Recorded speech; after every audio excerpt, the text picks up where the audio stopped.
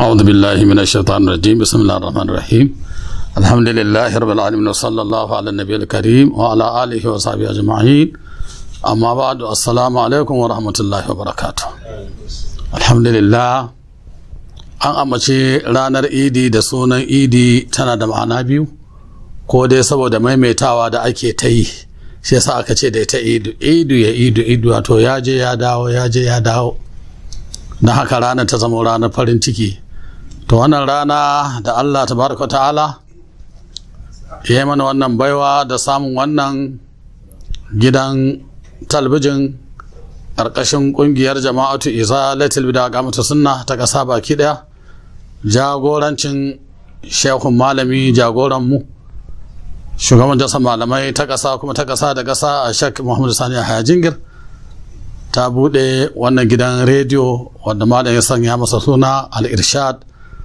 To don haka muke cike da farin ciki da murna da jin daɗi. Kun gani ma na ma rasa ma me zan ce don jin daɗi ga ni kamar mai shekaru 18 saboda alhamdulillah in Allah ya baka ni'ima wajibi ne ka bayyana ni'iman nan ko da aiki ko da magana ko da ka biyu. Nasan Al-Qur'ani ya ce wa amma bi ni'matar rabbika fahaddith.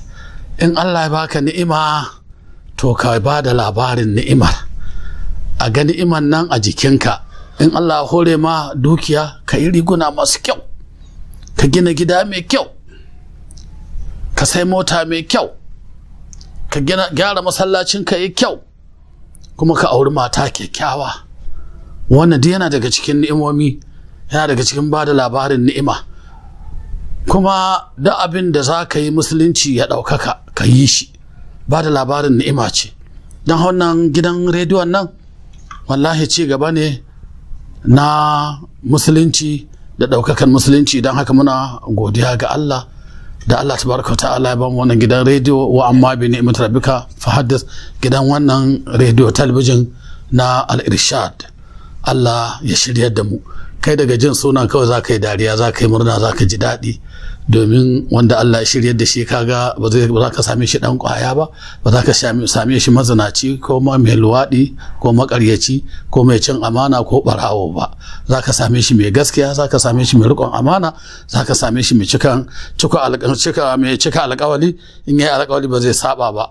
Don haka alhamdulillahi 'yan uwa musulmi muna fatar kusa da nesa, gaba da yamma, gusun da arewa, kowa zai saurari wannan gidan talbijin mai suna Al-Irshad na ƙungiyar jama'atu izalatul bid'a qamatu sunna, ya gani ya kuma ji ya ƙaru, imani ya ƙaru, hali masu kyau su ƙaru, ƙasa ta ƙara kiliya, a samu zaman lafiya. Wassalamu alaikum wa rahmatullahi wa barakatuh.